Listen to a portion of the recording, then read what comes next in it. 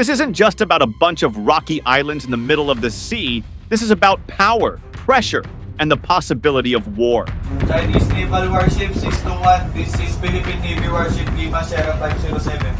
In accordance with collision regulations, you are violating rule number 7 and endangering our safe navigation by blocking our course line. You are advised to keep clear immediately. Welcome to the South China Sea, where ancient empires, global trade, and modern-day militaries all collide. It's one of the busiest waterways on Earth, carrying over 1/3 of global shipping every single year. But now, it's turning into a battleground. Philippine President Marcos Jr. speak out to denounce China's maritime aggression amid the visible presence of Chinese vessels monitoring the waters off of the island. Philippine President Ferdinand Marcos Jr. has made his position clear in his country's territorial dispute with China.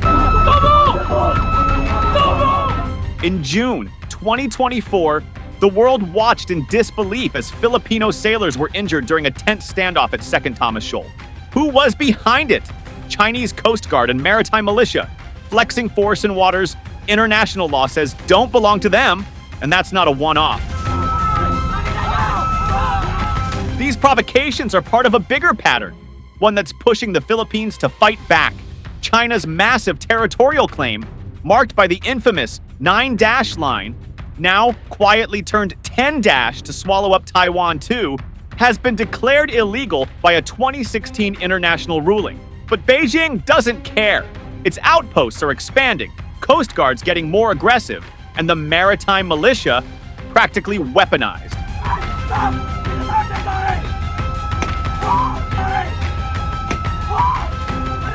But here's the twist. The Philippines is done playing nice. Defense Secretary Gilberto Teodoro Jr. has dropped the diplomatic filter. At the 2025 Shangri-La Dialogue, he told China exactly what the world was thinking. You can't talk peace if you're pointing a gun at your neighbor. To dispute resolution or dialogue with China. That deficit of trust. This isn't just a territorial spat anymore. It's a clash of worldviews, a test of international law, and a wake-up call for smaller nations standing toe-to-toe with a superpower. In today's video, we dive deep into this rising storm, how the Philippines is pushing back, why the South China Sea matters more than ever, and what this showdown means for the future of the Indo-Pacific. Stay tuned. This is the front line of the 21st century power struggle, and it's only just beginning.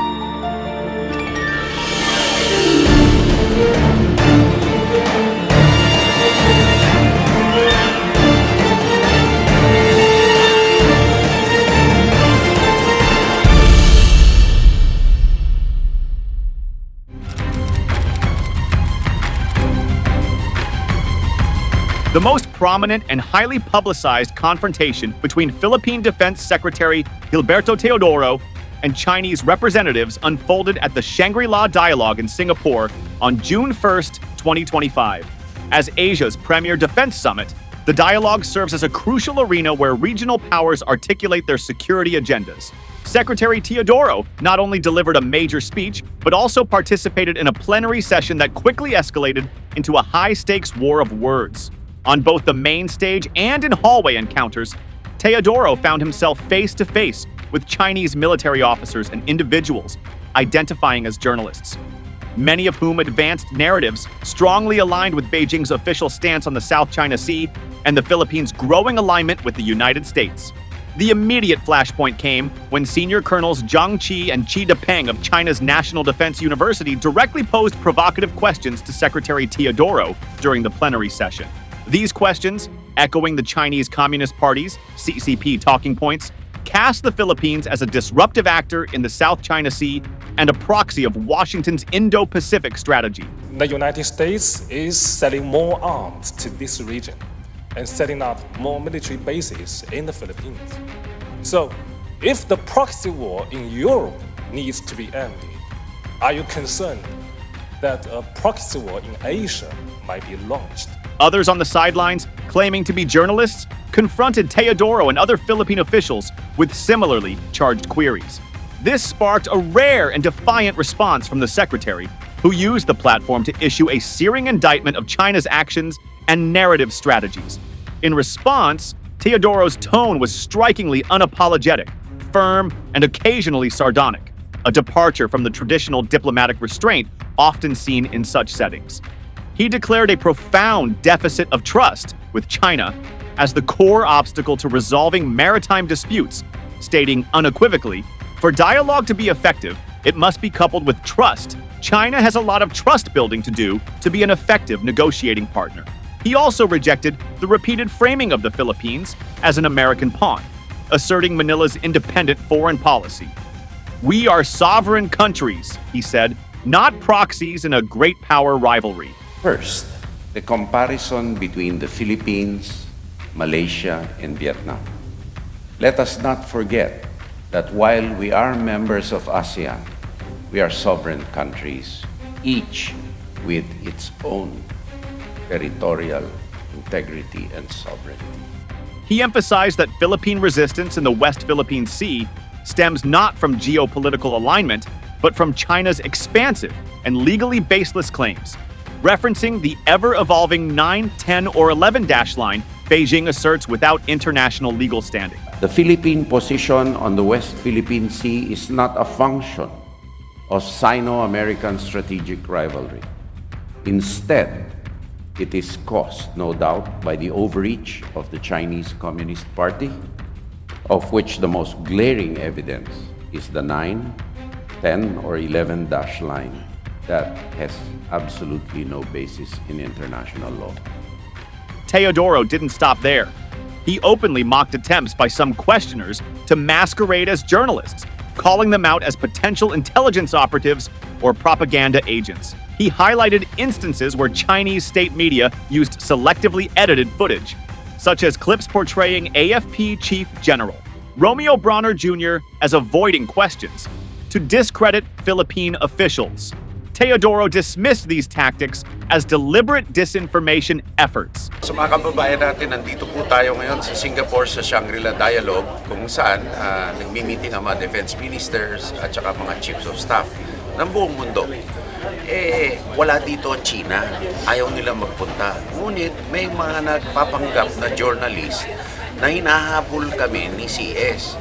Si CS hindi sumagot sa tanong nila, ako nakipagsagutan. Dahil ang tanong nila pabalagbag. Tapos, ang narrative nila sa WeChat, baliktad na.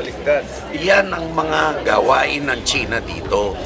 His memorable quip, "Thank you for the propaganda spiels disguised as questions," was met with applause and laughter, cementing the moment as a diplomatic turning point. And thank you for the propaganda spiels disguised as questions. This was not merely a rebuttal, it was a calculated public stand against Beijing's narrative manipulation. From the Chinese side, the line of questioning consistently sought to portray the Philippines as the aggressor and the United States as the puppeteer. Senior Colonel Chi Peng asked whether Manila was acting independently or functioning as a U.S. proxy. Chinese representatives frequently accused the Philippines of provoking conflict, claiming Philippine vessels were the ones illegally intruding into Chinese territorial waters.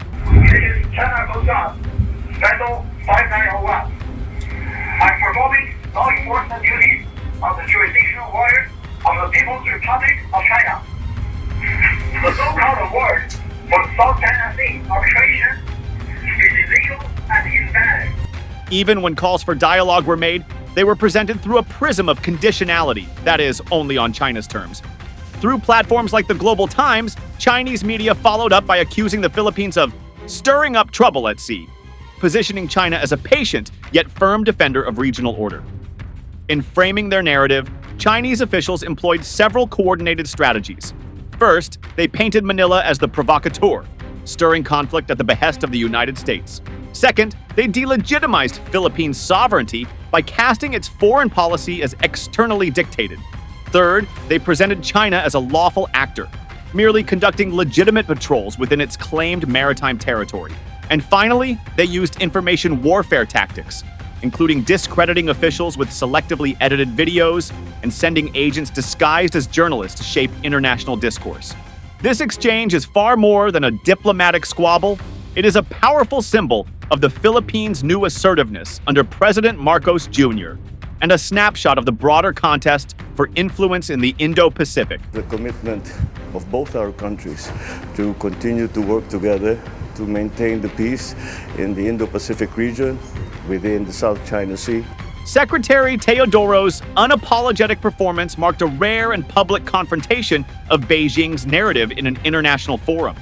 It revealed the widening gulf between Manila and Beijing, underscoring a relationship now marked by deep distrust and hardened positions. More significantly, it highlighted that the South China Sea dispute is no longer confined to maritime standoffs or backroom diplomacy. It is also being fought in the media, in global forums, and on the psychological battlefield of perception. The Shangri-La incident exemplifies the intensity of the information war now engulfing the South China Sea conflict. China's strategy involves narrative control, disinformation, and media manipulation to shift global opinion. The Philippines, meanwhile, is increasingly fighting back, not just with patrols and alliances, but with bold, truth-forward messaging. Secretary Teodoro's clash with Chinese representatives was not a misstep. It was a calculated assertion of national dignity and a sharp reminder that in the age of hybrid warfare, truth itself has become a frontline.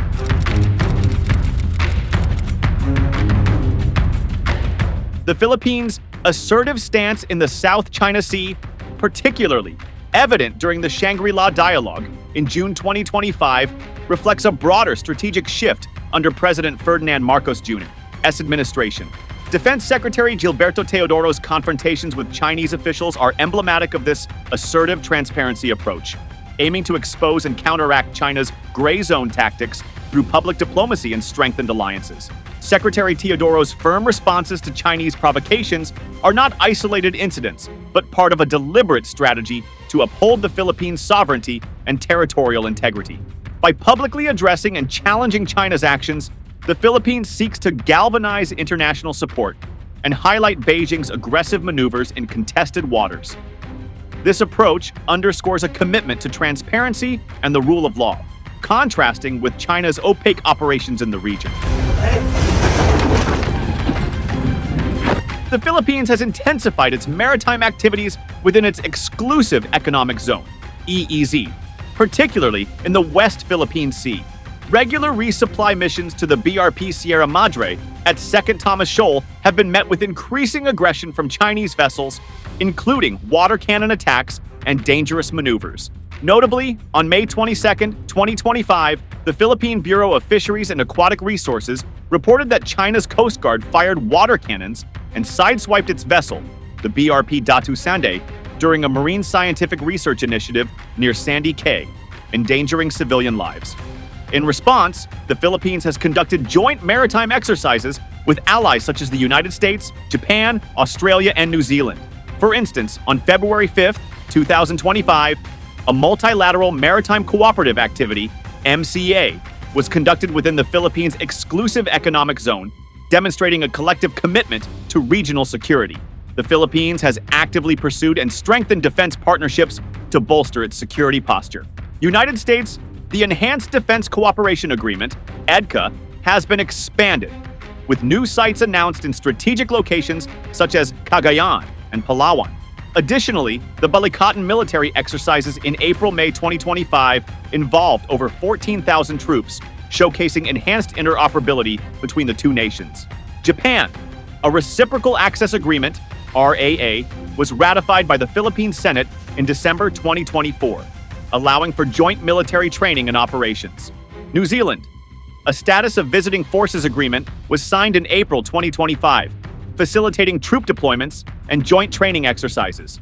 Germany, in May 2025, the Philippines and Germany signed a defense cooperation agreement focusing on cybersecurity, military logistics, and UN peacekeeping operations. The Philippines continues to advocate for adherence to international law, particularly the United Nations Convention on the Law of the Sea. At the 46th ASEAN Summit in May 2025, President Marcos Jr. emphasized the urgent need for a legally binding code of conduct in the South China Sea to safeguard maritime rights and prevent miscalculations. Transparency is a cornerstone of the Philippines' strategy. The Philippine Coast Guard regularly releases videos and photographs documenting Chinese harassment aiming to inform the international community and counteract disinformation. Secretary Teodoro has been vocal in condemning China's actions, labeling them as absolutely irresponsible and reckless during the Shangri-La Dialogue. The Philippines views China's expansive claims and activities within its exclusive economic zone as direct threats to its sovereignty. Defending features like Second Thomas Shoal and Scarborough Shoal is seen as essential to national security. The South China Sea is vital for the Philippines' fishing industry and potential energy resources. Chinese blockades and harassment have significantly impacted Filipino fishermen, with some reporting a 70 to 80% loss in income due to restricted access and intimidation. By consistently invoking the 2016 arbitral ruling in UNCLOS, the Philippines positions itself as a defender of the rules-based international order, challenging China's defiance of established legal norms. The assertive approach aligns with public sentiment. A March 2024 survey indicated that 73% of Filipinos support strengthening territorial claims through increased military measures in the West Philippine Sea. This public support reinforces the administration's firm stance against Chinese aggression.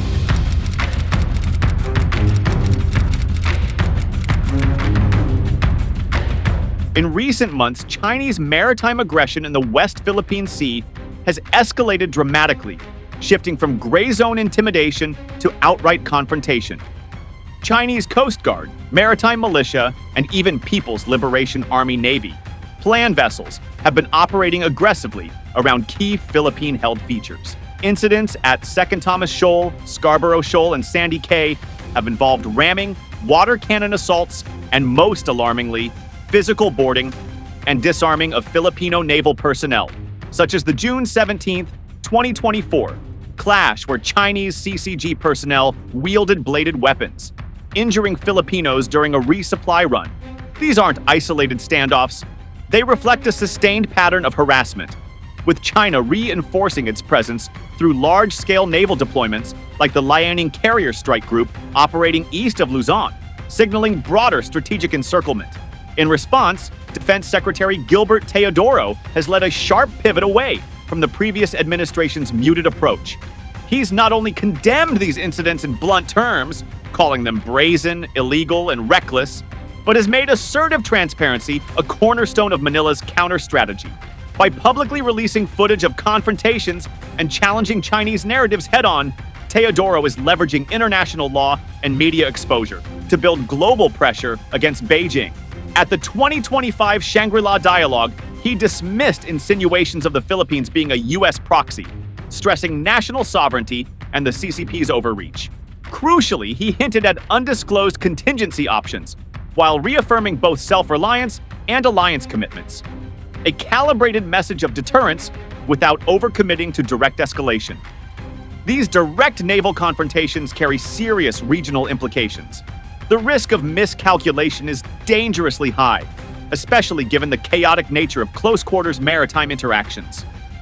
Trust between Manila and Beijing has all but evaporated. Teodoro himself cited a trust deficit as the main diplomatic obstacle.